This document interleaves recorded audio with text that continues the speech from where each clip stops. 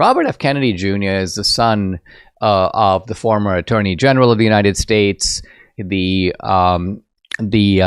nephew of John F. Kennedy. He is from perhaps the most iconic family in America, but certainly an iconic Democratic family.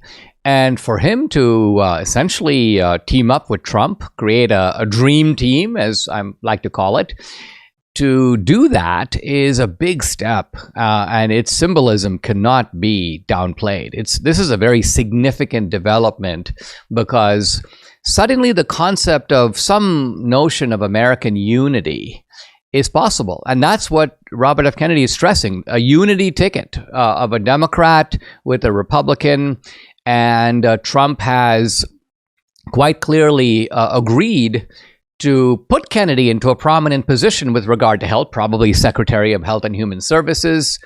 And this would be so good, because Robert F. Kennedy Jr. would be overseeing the NIH, the CDC. I mean, this is a prospect that is just... it makes you salivate to think that this could happen. And so I think that's a very important development. But it's also important to notice the actual numbers. Trump and Harris are running pretty close to each other. There are a couple of polls that put Harris slightly ahead. Those seem to be overpopulated with Democrat. The way they weight these polls, if they just poll more Democrats, like, oh, Harris is leading.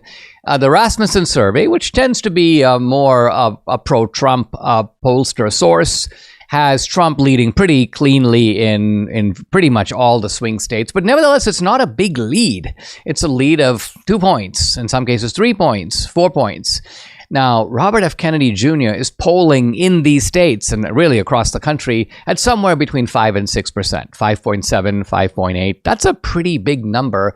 And so I'm not sure you can take all of that and put it in the Trump column, but I think you can put most of it in the Trump column. And there is a uniform disgust in that Robert F. Kennedy group with the Democrats. So even the ones that don't vote for Trump, I think, aren't going to vote at all. They're not going to vote for Kamala Harris, mainly because Robert F. Kennedy Jr. has received the Trump treatment. They sue him, they infiltrate his campaign, they slander him, they try to censor him, they change the rules to exclude him. If they could go after him legally, I'm sure that they would and have. So he has communicated this to his followers, and they are, in many cases, just done, at least with this Democratic Party.